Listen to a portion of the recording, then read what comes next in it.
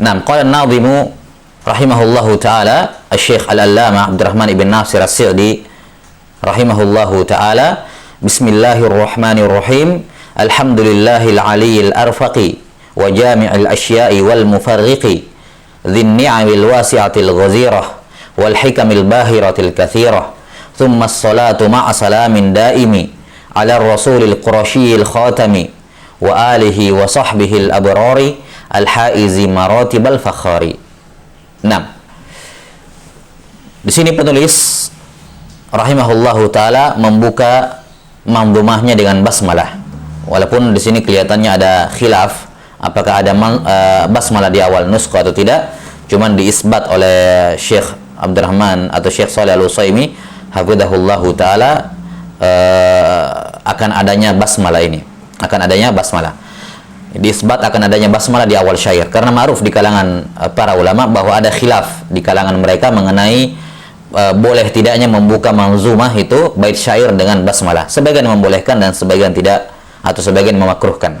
Nah, manzumah ini dibuka dengan basmalah, kemudian hamdalah, kemudian as-salatu wassalamu ala Rasulillah sallallahu alaihi wasallam, dan ini merupakan 4 sunnah, ya, dalam tanda kutip 4 sunnah yang merupakan adab dalam penulisan, ya. Membuka karya tulis dengan 4 perkara ini: basmalah, hamdalah, as-salatu wassalamu ala nabi sallallahu alaihi wasallam. Kata beliau rahimahullahu taala, alhamdulillahil aliyyil arfaqi wa jami'il asya'i wal mufarriqi. Segala pujian bagi Allah Subhanahu wa taala, al-aliyyil arfaqi, yang maha tinggi lagi maha lembut. Ya, yang maha tinggi lagi maha lembut, yakni yang maha tinggi zatnya, Allah Ta'ala maha tinggi dengan zatnya alal arsh istawa, dan juga yang maha tinggi dengan sifat wal qadarnya, ya, maha tinggi semua sifat-sifat dan kedudukannya. Allah Subhanahu wa taala memiliki 2 jenis al-ulu, ulu dzat dan ulu as-sifat. Ulu dzat dan ulu as-sifat. Kemudian dikatakan al-arfaqi. Ya, al-arfaqi yakni dari nama Allah Subhanahu wa taala ar-rafiq. Bahwa Allah Subhanahu wa taala innallaha rafiqun yuhibbur rifqa. Bahwa Allah taala itu rafiq, mencintai ar-rifq, ya, fi kulli syai, pada segala sesuatu. Maka di sini beliau rahimahullahu taala membuka atau memuji Allah Subhanahu wa taala dengan menggunakan, ya, sifatnya, nama dan sifatnya al-ali dan ar-rafiq. Bahwa Allah Subhanahu wa taala maha tinggi dan maha lembut. Ini isyarat kepada kita, ya, isyarat akan sifat syariat Islam. Bahwa semua sifat syariat Islam itu ulu, ya, semuanya merupakan ketinggian dan kemuliaan, ya, ketinggian bagi orang-orang yang mengamalkannya, ya, kemuliaan bagi orang-orang yang mengamalkannya, sekaligus syariat tersebut rifq. Mengapa? Karena turun dari al-ali ar-rafiq. Syariat ini turun dari Allah Subhanahu wa taala yang maha tinggi lagi maha rifq. Maka selayaknya tentunya syariatnya juga bersifat demikian. Syariatnya juga bersifat demikian. Karena itulah kita kan di antara kawaid, ya, di antara kaidah yang terbesar dalam kawaid fiqhiyah adalah kawaid tentang al-maslahah dan al-mafsadah. Ya, dan ini salah satu kaidah yang paling luas cakupannya dalam kawaid fiqhiyah.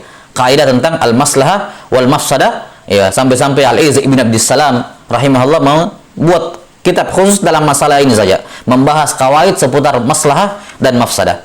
Ya, dan dengan mengetahui kawaid berkenaan dengan al-maslah wal mafsadah beserta semua tawabi kawaidnya, ya, akan menunjukkan kepada kita betapa tingginya syariat Islam dan betapa rifqnya, ya, betapa lembutnya, mudahnya syariat Islam tersebut. Nah, maka Islam menggabungkan antara ketinggian dan dan kelembutan. Wa jami'il asya'i wal mufarriqi. Ya, kemudian sifat berikutnya dari Allah Subhanahu wa taala bahwa Allah Subhanahu wa taala jami'ul asya', ya, menghimpun asya', menghimpun banyak perkara. Ya. Wal mufarriqi, yakni al mufarriqil asya'. Allah taala menghimpun banyak perkara dan juga memisahkan banyak perkara. Ya. Yang dimaksud dengan al asya' tentunya di sini, ya, tergantung konteksnya. Wa jami'ul asya', yakni wa jami'ul asya' al mutasyabiha.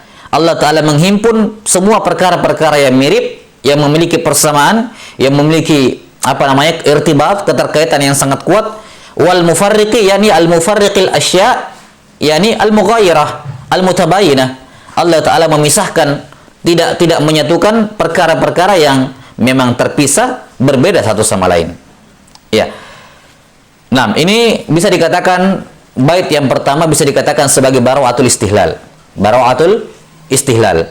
Ya, yakni di mana penulis suatu kitab menyebutkan maudhu ataupun tema pembahasan kitabnya tersebut dalam muqaddimah. Tersebut dalam muqaddimah. Ini saya kira hal yang masyhur, sudah sering antum dengarkan. Nah, seperti misalnya dalam buku-buku nahwu, misalnya kalau dikatakan alhamdulillahi rafa'as samawati wal ardin, ya, wa nasabal jibala masalan, kemudian wa khafadhal ibad, ya. Nah, segala puji bagi Allah yang telah mengangkat langit-langit, kemudian menancapkan nasabal jibal, menancapkan gunung-gunung, wa khafadhal ibad, dan merendahkan hamba-hamba. Ya, ini kan rafa, nasab, khaf, orang sudah tahu bahwa ini buku nahwu. Maka di sini juga beliau rahimahullahu taala dalam bait yang pertama, ya, terkesan menjelaskan mengenai isi kitabnya. Jadi ini sifatnya bara'atul istihlal, bahwa isi kitab beliau ini, ya, adalah seputar apa namanya, menghimpun hal-hal yang sama dan membedakan hal-hal yang berbeda. Ya, walaupun tentunya lebih fokus ke yang pertama di sini, jami'ul asya, yakni menghimpun hal-hal yang sama yang memiliki kesamaan baik dari sisi surah ataupun dari sisi ahkam, adapun irtibat dari yang sangat kuat, sehingga bisa disatukan menjadi satu hukum yang sama, ya, menjadi satu kaidah yang sama. Dan inilah apa namanya, hakikat dari qawaid al-fiqhiyah, ya, tentunya dalam masalah fikih di sini, ya. Inilah hakikat dari kaidah sebagaimana yang sudah diterangkan kemarin dalam definisi al-qawaid al-fiqhiyah. Ya, maka manzumah ini, ya, berisi apa namanya, berisi qawaid yang menghimpun banyak hal yang memiliki irtibat, memiliki persamaan, ya, ajza ataupun al-furu' yang apa, yang dikumpulkan oleh satu qadhiyah yang sama, satu hukum yang sama. Tsumma qala rahimahullahu taala dzin ni'amil wasi'atil ghazirah wal hikamil bahiratil katsirah. Allah Subhanahu wa taala, ini sifat yang keempat, ya. Allah Subhanahu wa taala pemilik ni'amil wasi'atil ghazirah, pemilik nikmat yang luas lagi ghazir. Ghazir yakni apa namanya, lebat, ya. Nikmat yang sangat banyak. Taib, dzun ni'amil wasi'atil ghazirah. Nah, Allah Subhanahu wa taala pemilik nikmat yang wasi'atil ghazirah. Nikmat dengan semua bentuknya. Kata sebagian ulama, an-ni'mah itu ada dua, ada usulun ni'am dan ada furu'un ni'am. Ada nikmat yang sifatnya usul dan ada sifat, ya, ada nikmat yang sifatnya furu'. Ada usulun ni'am dan ada furu'un ni'am. Ya, di mana perbedaannya adalah bahwa furu'un ni'am itu dibangun di atas usul ni'am. Yani tanpa usulun ni'am, maka furu'un ni'am akan memudaratkan atau tidak ada artinya memudaratkan. Ya, misalnya usulun ni'am misalnya adalah al-Islam, adalah al-iman. Itu usul ni'am. Ya, Islam wal iman wal amalus soleh. Ya, ini usul an-ni'am. Dan di antara usul ni'am adalah al-waktu, adalah al-umur, az-zaman. Ini di antara usul ni'am. Kemudian furu'un ni'am, ya, seperti nikmat-nikmat duniawiyah, di mana tanpa Islam, tanpa iman, tanpa zaman, tanpa waktu, tanpa umur, maka furu'un ni'am tidak ada artinya. Ya, bahkan memudaratkan. Bahkan memudaratkan. Maka Allah Subhanahu wa taala memiliki nikmat baik yang usul maupun yang sifatnya furu'. Di mana semua nikmat Allah taala disifati dengan dua sifat, al-wasi'atil ghazirah. Ya, jadi al-wasi'ah di sini adalah apa? Sifat bagi an-ni'am, bukan sifat kepada dzi. Ya, tapi sifat kepada naat bagi an-ni'am. Yani nikmat Allah Subhanahu wa taala wasi'ah, yang maha luas. Innallaha wasi'un alim. Al-ghazirah lagi apa namanya? Banyak, tidak berhenti-berhenti. Nah, Allah Subhanahu wa taala berfirman, "Wa ataakum min kulli ma sa'altumuh wa in ta'uddu ni'matallahi la tuhsuha." Dan juga Allah taala berfirman, "Huwallazi khalaqalakum ma fil ardi jami'a."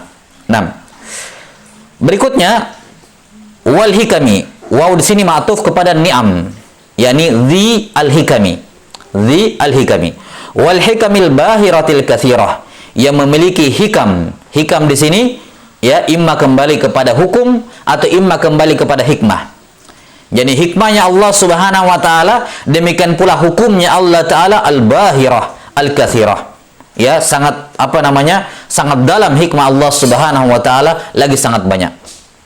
Nah, dan ini salah satu akidah ahli sunnah wal jamaah, bahwasanya semua af'alullah Subhanahu wa taala itu memiliki hikmah. Ya, walaupun hikmah tersebut tidak selamanya kembali kepada ibad. Kadang hikmah perbuatan Allah Ta'ala kembalinya kepada hamba, dan kadang juga kembalinya kepada Allah Subhanahu wa Ta'ala, dan kadang kembali kepada hikmah perbuatan Allah kembali kepada hamba, dan kadang kembali kepada Allah Subhanahu wa Ta'ala sendiri. Nah, yang jelas ini merupakan sanggahan dari orang-orang Mu'tazilah yang menafikan sifat hikmah dari Allah Subhanahu wa Ta'ala. Ya, maka semua takalif, ya, semua syariat ahkamullah itu dibangun di atas hikmah, bukan mujarrad taklif, bukan mujarrad pembebanan, ya, sekedar dibebankan begitu, bukan, tapi dia dibangun di atas al-hikmah. Baik. Dan ini penjelasan mengenai hikmah Allah Subhanahu wa taala, inilah hakikat ataupun inti dari perbuatan Allah Subhanahu wa taala, bahwa semua perbuatan Allah Subhanahu wa taala di atas hikmah. Ya, dan perbuatan Allah Ta'ala dikatakan semuanya memiliki hikmah karena semua perbuatan Allah hanya berputar di antara dua keadaan.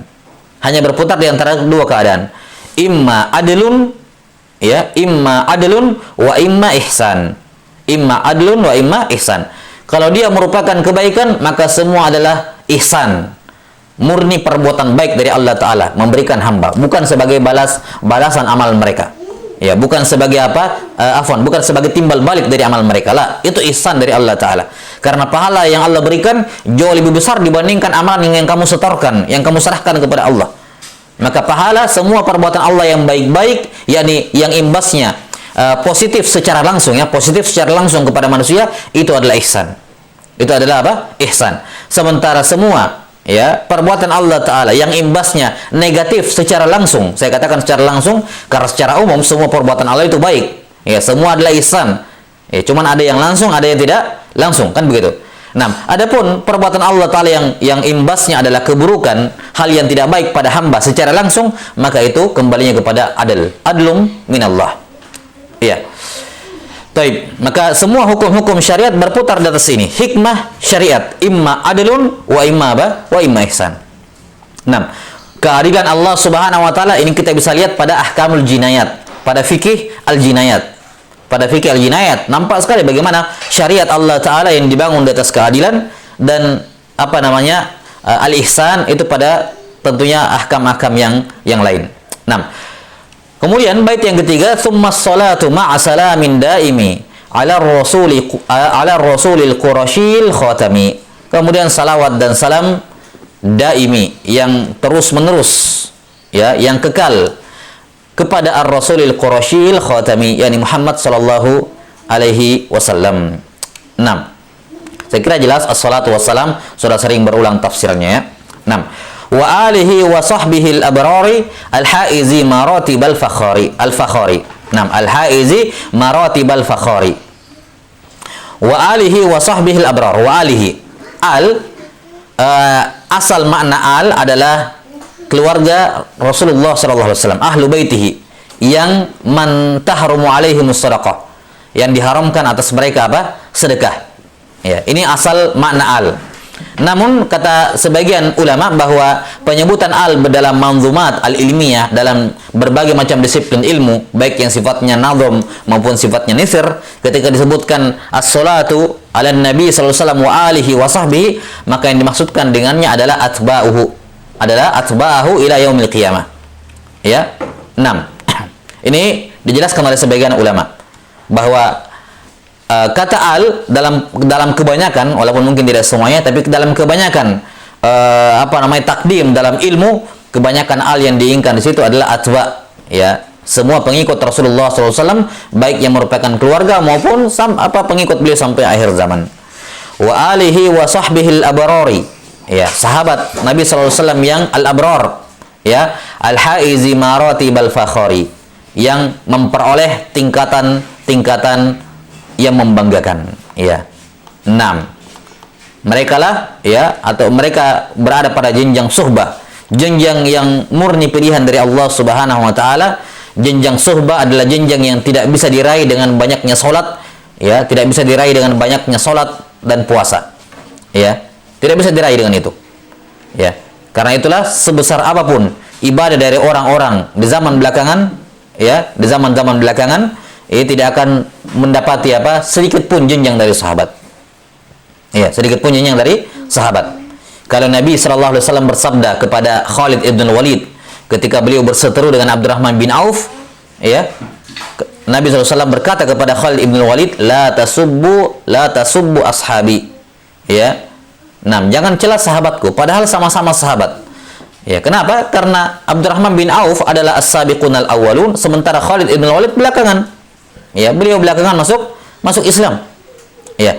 Maka kalau di antara sahabat saja tingkatannya jauh berbeda, ya, memiliki maratib yang jauh, ya, kata Nabi SAW, lau anfaqa ahadukum mithla ahudin zahaba ma balagha mudda ahadihim wala nasifa. Seandainya kamu, yakni wahai Khalid ibn Walid, bersedekah dengan satu gunung emas, tidak akan seperti setengah satu mud, ya, dari sedekahnya Abdurrahman bin Auf, dan tidak juga setengahnya. Ini di antara sahabat saja seperti itu. Apalagi antara sahabat dengan orang yang bukan sahabat. Maratibal fakhar.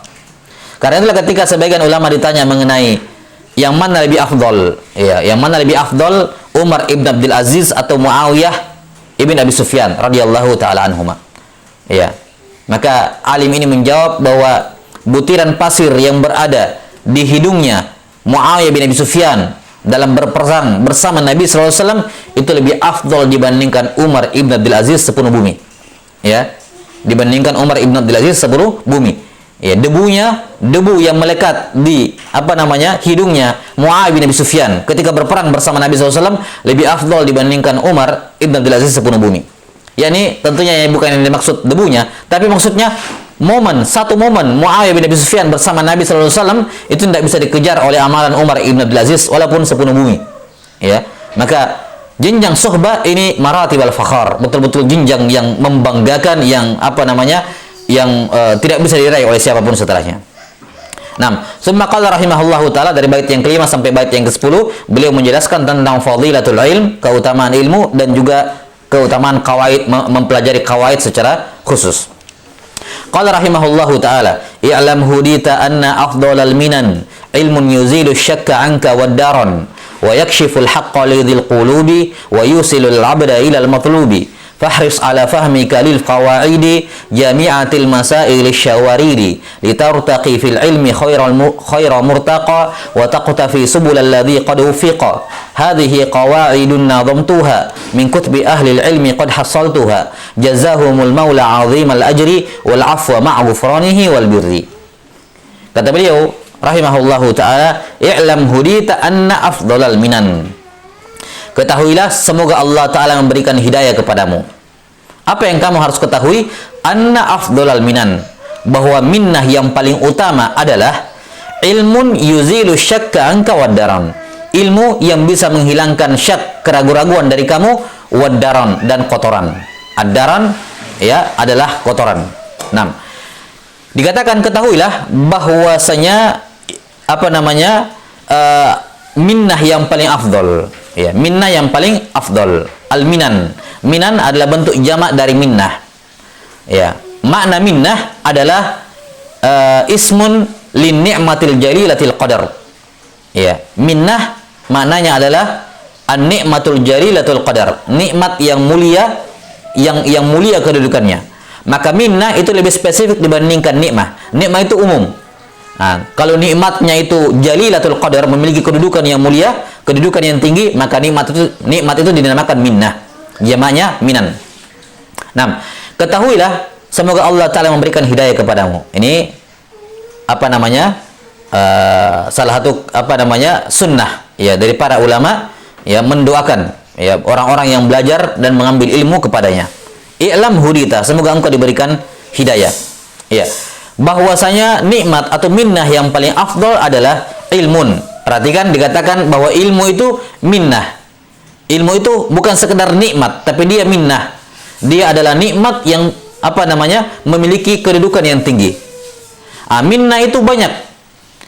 Ya, nikmat yang memiliki kedudukan yang tinggi itu banyak, tapi afdalul minan, ya, minnah yang paling afdal adalah ilmu. Jelas ya? Maka nikmat di sini, minnah di sini, dan ilmu berada di puncak minnah. Ya, berada di puncak minnah. Maka di sini kalimat beliau rahimahullahu taala sudah selayaknya memberikan gambaran kepada kita di mana sih letaknya ilmu. Apa fadilahnya? Bahwa dia berada di puncak minnah, bukan sekedar nikmat. Dia berada di puncak minnah. Iya. Bahwa minnah yang paling afdol, yang paling utama adalah ilmu. Yang dimaksud ilmu tentunya di sini adalah ilmu syariah. Karena hanya ilmu syariat yang memiliki sifat-sifat yang disebutkan di sini. Ya, yang memiliki sifat-sifat seperti ini. Apa sifatnya atau apa manfaatnya ilmu di sini? Beliau menyebutkan dua manfaat. Manfaat yang pertama, yuzilu syakka anka wad-daran. Ini manfaat yang pertama, bahwa ilmu itu bisa menghilangkan keraguan dan kotoran dari hatimu. Kemudian manfaat yang kedua dari ilmu, wa yakshiful haqqa lidhil qulubi wa yusilul abda ilal matlubi. Menyingkap kebenaran bagi orang yang memiliki hati dan bisa mengantarkan hamba kepada apa yang diinginkan. Ini dua keutamaan ilmu. Keutamaan yang pertama, yuzilu syakka anka wad-daran. Keutamaan yang kedua, wa yakshiful haqqa lidhil qulubi wa yusilul abda ilal matlubi. Menyingkap kebenaran bagi orang yang punya hati sehingga dia bisa mengantarkan hamba tersebut kepada tujuannya. Maka ini dua fadilah ilmu, ya, dan sudah cukup ya menunjukkan keutamaan ilmu. Nah, perbedaan antara dua nikmat ini atau perbedaan antara dua manfaat ilmu ini, adapun manfaat yang pertama yaitu yuzilu syakka anka wad-daran, ya. Ini sifatnya apa? Manfaat ilmu dari sisi tasfiyah, pembersihan, yakni menghilangkan dari kamu, ya, menghilangkan dari hatimu, dari dirimu segala hal yang sifatnya kekurangan. Karena kekurangan seorang hamba itu berpulang pada dua hal, sebagaimana yang akan diterangkan, asyakku wad-daran. Asyakku wad-daran. Maka ilmu bisa menghilangkan dua hal ini. Maka manfaat ilmu yang pertama adalah at-tasfiyah, membersihkan dari kamu afat, hal-hal yang tidak bagus, an-naqais, hal-hal yang kurang dari dirimu. Ya. Kemudian yang kedua, manfaat yang kedua, wa yakshiful haqqa lidhil qulubi wa yusilul abda ilal matlubi. Ini manfaat berkenaan dengan apa? Husulul ma'ali wal kamalat. Husulul ma'ali wal kamalat, yakni apa namanya? At-tahliyah, at-tasfiyah atau at-takhliyah wa tahliyah. Ya, manfaat ilmu yang pertama adalah at-takhliyah, membersihkan. Dan manfaat ilmu yang kedua adalah at-tahliyah, menghiasi kamu. Menghiasi kamu dengan apa? Menghiasi kamu dengan kebenaran dan menghiasi kamu dengan cara apa? Ya, kamu memperoleh apa-apa yang kamu inginkan berupa kebaikan. Yang kamu inginkan berupa kebaikan. Maka manfaat yang pertama dari ilmu, tata'allaqu bizawalin naqaisi wal afat. Berkenaan dengan dihilangkannya berbagai macam kekurangan dan afat. Sementara manfaat ilmu yang kedua, tata'allaqu bihusulil ma'ali wal kamalat. Berkenaan dengan diperolehnya, ya, segala hal yang tinggi dan hal-hal yang sempurna. Nah, maka ini dua keutamaan ilmu secara umum. Kita lihat manfaat yang pertama, kata beliau rahimahullahu taala, yuzilu syakka anka wad-daran. Menghilangkan asyak dan ad-daran. Asyak di sini bermakna asyubha. Yang dimaksud dengan asyak di sini adalah asyubha, dan yang dimaksud dengan ad-daran di sini adalah asyahwa. Karena ad-daran, syahwa itu merusak hati, mengotori hati. Ya. Asyak ini kembalinya kepada hati secara umum, sementara ad-daran kebanyakannya kembali kepada lisan dan anggota tubuh. Walaupun terjadi tadakhul tentunya dalam masalah ini. Nah, asyak yakni asyubhah, dan ad-daran adalah apa? Asyahwat. Adalah asyahwat. Apa itu asyak? Apa itu syubhat? Asyak kan orang ragu-ragu. Di dalam dirinya ada dua hal, yang mana dua hal ini bertanakut, bertentangan, dan dia tidak bisa memilih mana yang benar dari dua hal ini. Makanya asyubha, ya, kata para ulama, adalah tadakhulul idrak fil qalb. Tadakhulul idrak fil qalb. Tadakhul, tumpang tindihnya apa? Tumpang tindihnya al-idrak, pengetahuan terhadap sesuatu di dalam hati. Ya, yang dimaksud tumpang tindih di sini yakni terjadi tanakut. Satunya seperti ini, satunya seperti ini, dan terjadi tadakhul, ya. Terjadi apa? Percampuran yang dia tidak bisa bedakan mana sisi benarnya dan mana sisi salahnya. Sehingga lahirlah apa? Lahirlah asyak. Lahirlah asyak. Dan ini yang dinamakan syubhat. Maka di antara manfaat ilmu, kalau ilmu seorang itu benar, maka akan menghilangkan berbagai macam asyak, asyubha dalam hatinya. Kemudian yang kedua adalah menghilangkan ad-daran, maksiat. Ya, kotoran yakni al-ma'asi, yang lahir dari apa? Dari asyahwat. Yang lahir dari apa? Dari asyahwat. 6. Kemudian ini manfaat ilmu yang pertama, at-takhliyah, membersihkan dari syubhat dan syahwat.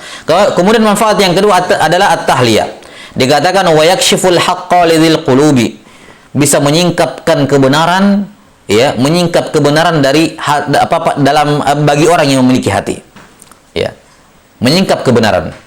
Dan kebenaran ini terungkap, tersingkap dengan apa? Dengan al-iman. Dengan apa? Dengan al-iman. Yakni al-amal akan mengantarkan seorang kepada iman. Dengan iman inilah bisa yakshiful haqqa bagi dirinya wa yusilul abda ilal matlubi. Ya.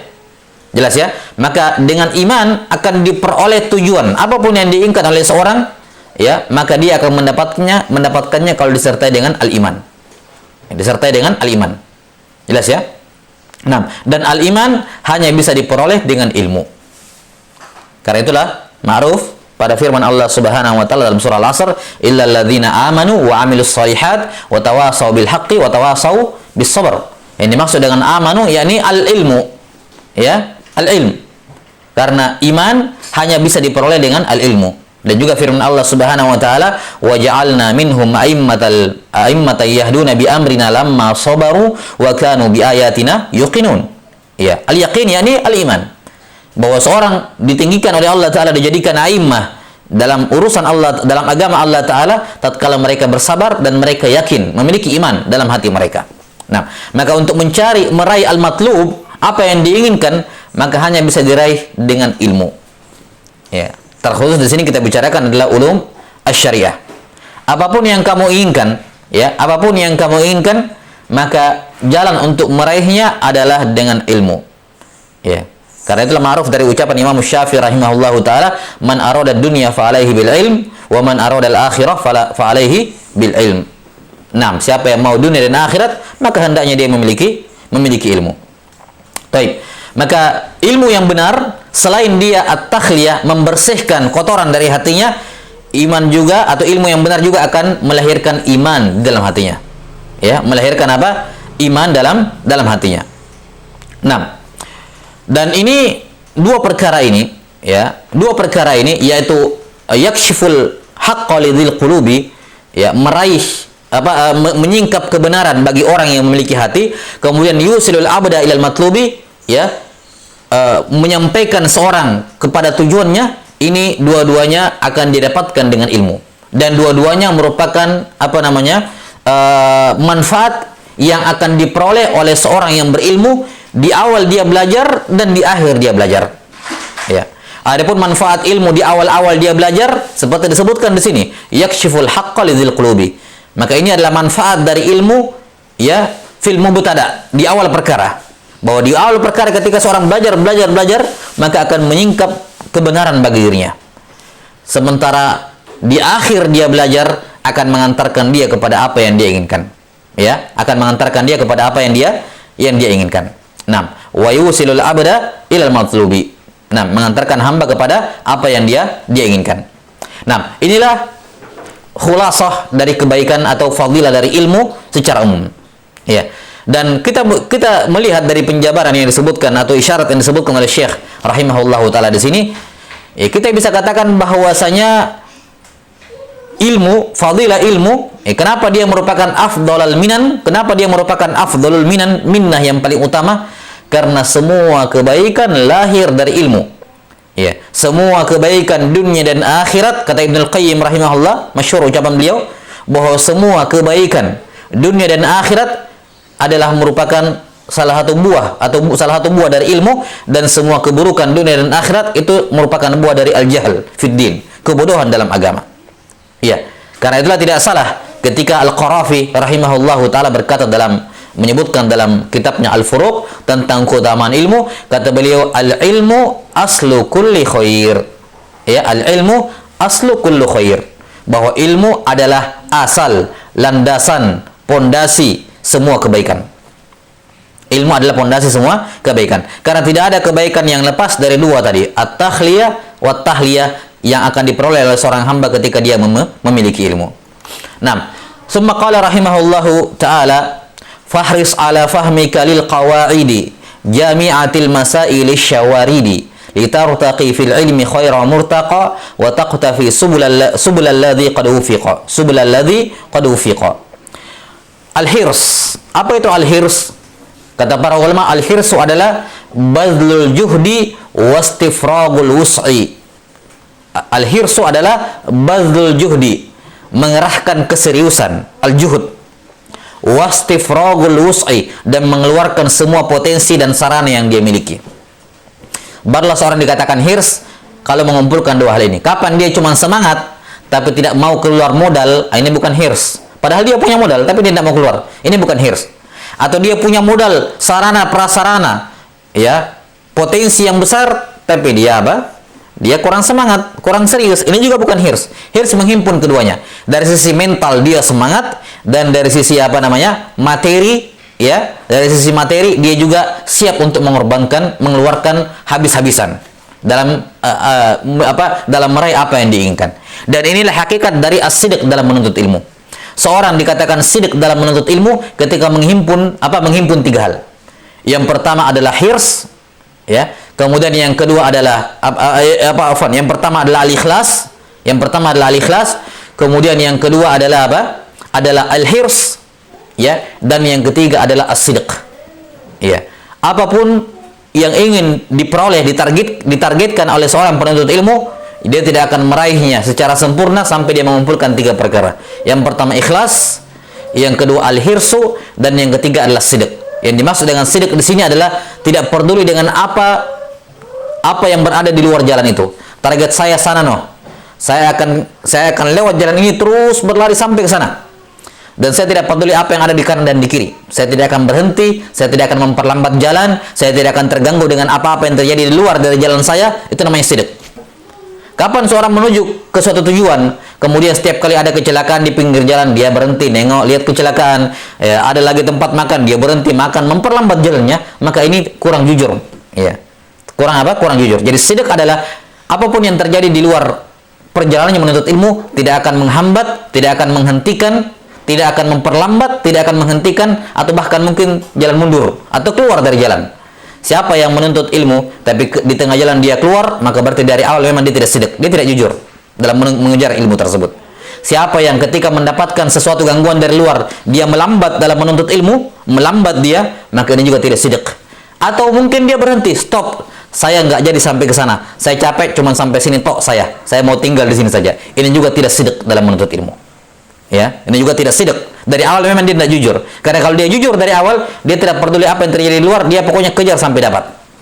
Dia harus sampai di tujuannya. Maka ini tiga perkara yang harus dijaga dalam mengejar kebaikan. Al-ikhlas, al-hirsu, dan as-sidq. Kata beliau rahimahullahu taala, fahris ala fahmika lil qawaidi. Ini. Dalam mempelajari kaidah kamu harus ikhlas. Ya. Kemudian kamu harus apa? Harus hirs. yakni kerahkan semua potensimu, keseriusanmu, ya, sarana prasaranamu, sumber daya yang kamu miliki, kerahkan seluruhnya dalam mempelajari kaidah. Dan yang terakhir, jujur mengejar itu. Nah, fahris ala fahmi kalil qawaidi, di mana qawaid ini adalah jami'atil masail syawaridi. Ini beliau mengisyaratkan definisi kaidah sebagaimana sudah kita sebutkan, bahwa kaidah adalah jami'atil masail syawaridi. Kaidah itu adalah suatu kalimat yang menghimpun banyak masail yang mutafarriqah, yang banyak furu yang mutafarriqah. Di sana dihimpun jadi satu, itu namanya apa? Kaidah. Dan sudah berlalu ya definisi kaidah, dia adalah qadiyatun kulliyah.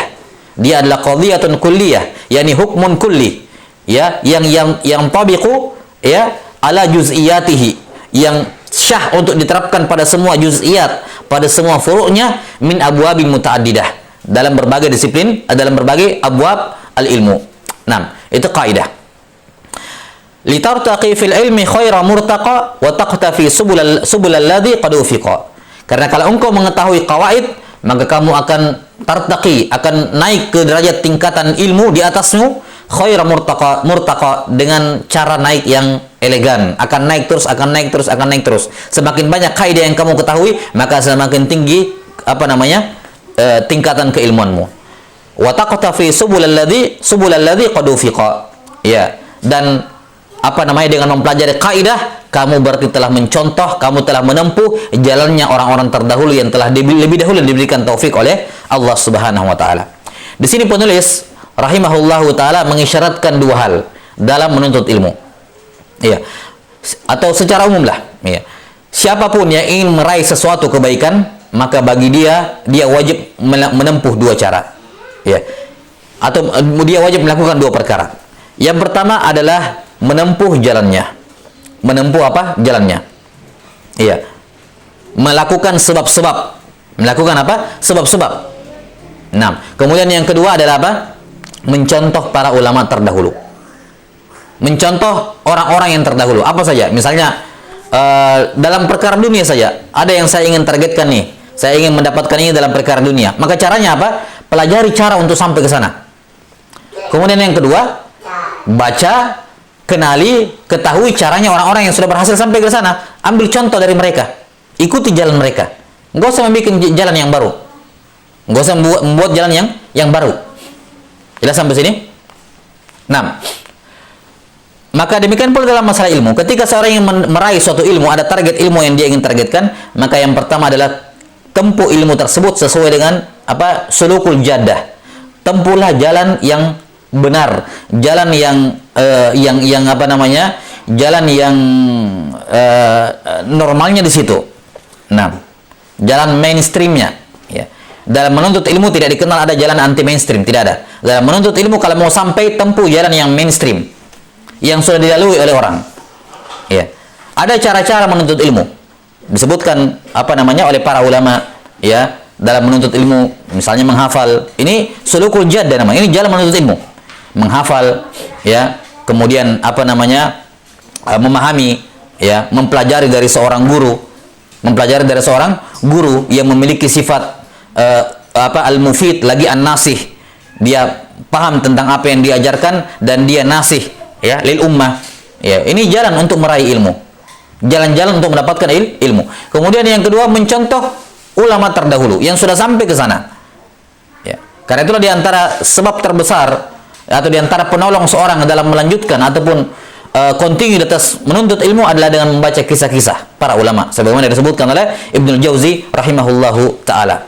Ya, bahwa ini di antara manfaat terbesar, seorang membaca kisah-kisah para ulama adalah membuat dia tetap istiqomah di atas jalannya. Ya, membuat dia tetap istiqomah di atas jalan menuntut ilmu. Nah, maka yang pertama, kalau kamu menginginkan sesuatu, yang pertama adalah tempuh jalan yang benar, bukan jalan yang salah, jalan yang benar. Segala sesuatu ada jalan menuju ke sana. Ya. Kalau dia punya dua jalan, pilih jalan yang terbaik, jalan yang terdekat. Kemudian yang kedua apa? Ya, ikuti apa namanya? Para ulama. Lihat, ambil ibrah dari mereka, baca kisah-kisah mereka. Allah Subhanahu wa taala berfirman, "Wa'tul buyuta min abwabiha." Datangilah pintu atau datangilah rumah dari pintunya. Yani sebagaimana rumah kalau mau masuk ada pintunya, maka demikian pula ilmu, siapa yang ingin mendapatkannya, masuk ke dalamnya, maka ada jalan lewatnya. Dan itu jalan yang sudah mainstream dari zaman dahulu, semua orang yang lewat di situ sampai. Maka jangan bikin jalan yang anti mainstream dalam menuntut ilmu. Itu nggak diterima dalam ilmu. Nggak diterima dalam ilmu. Kamu orang yang tidak menempuh tidak sulukul jaddah, ya, tidak menempuh jalan yang sudah biasa, jalan yang mainstream dalam menuntut ilmu, dia hanya berakhir pada nasibnya tidak lepas dari dua keadaan. Yang pertama, imma dia tidak sampai ke jalannya, tersesat gara-gara bikin jalan baru, cari jalan baru, tersesat. Ya. Ini yang paling tragis. Atau kalaupun tidak, dia mungkin akan sampai ke tujuannya, tapi dengan capek, dengan mengeluarkan pengorbanan yang luar biasa besar, namun hasil yang diperoleh minim. Itulah nasibnya orang-orang yang menuntut ilmu tapi tidak melewati jalur jaddah. Imma dia akan tersesat, yakni tidak sampai kepada ilmu, dia tidak akan memperoleh ilmu. Yang kedua, kalaupun dia dapat ilmu, dia cuma dapat sedikit, itu pun sudah ngos-ngosan, sudah keluar semua tenaganya. Ya. Maka kalau ada orang menuntut ilmu, ya, kemudian setelah bertahun-tahun, oh saya nggak dapat apa-apa. Saya nggak, setelah bertahun-tahun dia berhenti, kemudian dia apa? Ya, meninggalkan ilmu tidak lain dan tidak bukan kesalahannya karena dia tidak menempuh jadah, jalan yang normal. Ya. Dia tidak menempuh jalan yang benar menuju ke ilmu, maka apa? Dia tersesat, dia berhenti. Ya. Dia jenuh. Kenapa? Jalannya terlalu panjang, nggak sampai-sampai. Kenapa nggak sampai? Kamu tidak menempuh jalan yang benar. Makanya nggak sampai-sampai, akhirnya bosan, jenuh, berhenti. Atau yang kedua, oh saya sudah belajar bertahun-tahun, sudah 10 tahun misalnya, tapi cuma dapat baru sampai seperti ini. Ada orang belajar bertahun-tahun, tapi yani normalnya kalau kita melihat orang-orang yang menempuh jadah untuk usia belajar seperti itu sudah bertahun-tahun, selayaknya dia sudah sampai di sini. Tapi dia masih di sini, di bawah. Kenapa? Dia tidak menempuh jadah. Yani dia mendapat hasil yang minim, tapi dengan usaha yang sudah paling maksimal, tapi sedikit yang diperoleh. Lagi-lagi masalahnya karena tidak menempuh jadah. Nah, maka di sini beliau rahimahullah mengingatkan dua hal. Yang pertama, tempuh jadah, ada caranya. Dan di antara cara memperoleh ilmu adalah mempelajari qawaid. Di antara cara mempelajari ilmu adalah dengan mempelajari qawaid. Kenapa? Karena ilmu itu luas. Kita walaupun menghabiskan seluruh umur kita, bahkan ditambah 1000 tahun lagi untuk mempelajari semua masail ilmiah dalam berbagai disiplin ilmu, tidak akan sampai ke ujungnya. Ya, jangankan berbagai disiplin ilmu, satu ilmu saja kita habiskan umur untuk menuntutnya, kita tidak akan sampai di ujungnya. Itu baru satu disiplin ilmu, satu cabang ilmu. Ya, maka orang yang cerdas adalah dengan melihat para ulama terdahulu. Para ulama juga umurnya sama seperti kita. Mereka juga tidak punya usia 1000 tahun, tapi mereka bisa sampai ke sana. Apa rahasianya? Ya, sulukul jadah, pelajari. Ya, tempuh jalan mereka. Ikuti cara mereka.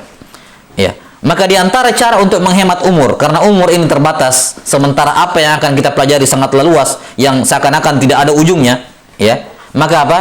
Pelajarilah qawaid, karena kaidah ini sifatnya adalah menghimpun banyak hal yang berserakan dikumpulkan dalam satu kalimat. Ya. Sehingga kalau kita menguasai kalimat ini, seakan-akan kita sudah pelajari semua itu. Ini menghemat waktu. Nah, kata seorang penyair, wal umru ala tahsili kulli ilmin yaksuru fabda minhu bil ahammi.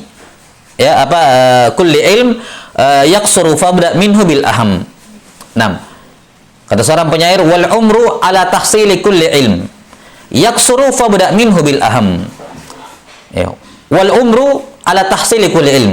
Umur yang dibutuhkan untuk menghasilkan, meraih semua ilmu itu yaksur, kurang. Yani umur kita itu terlalu kurang kalau mau dibandingkan untuk mencari seluruh ilmu. Fabda minhu bil aham, maka mulailah mempelajari ilmu dengan yang paling penting. Dengan yang paling penting.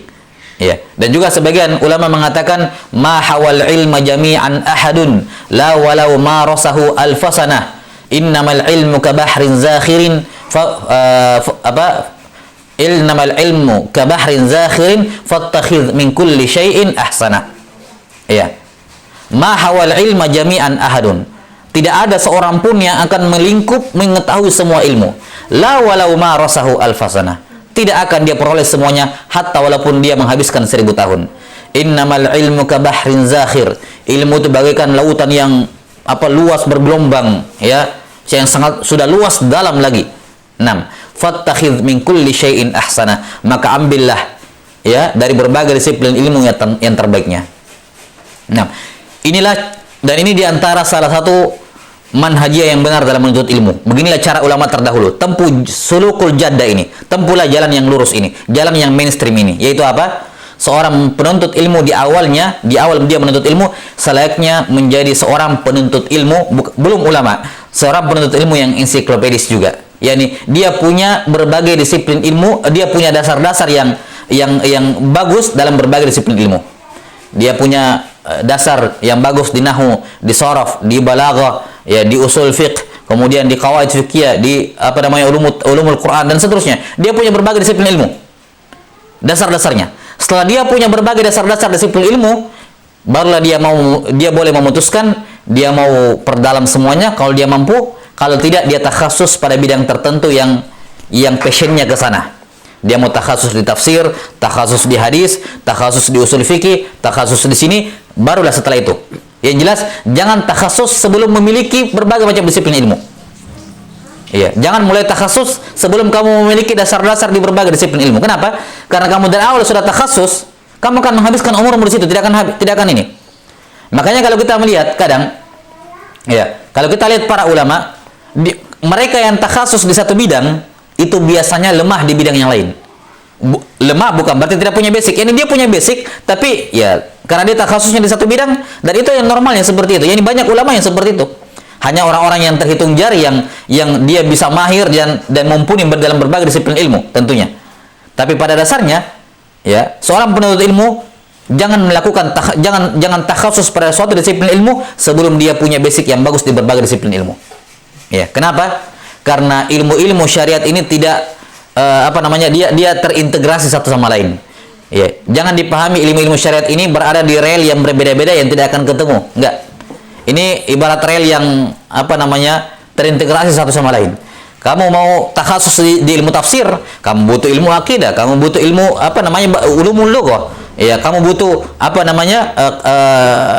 dalam mustalahul hadis, karena dalam tafsir kadang ada tafsir dari hadis. Butuh diketahui hadisnya syah atau tidak. Ya, sahih atau makbul atau mardud.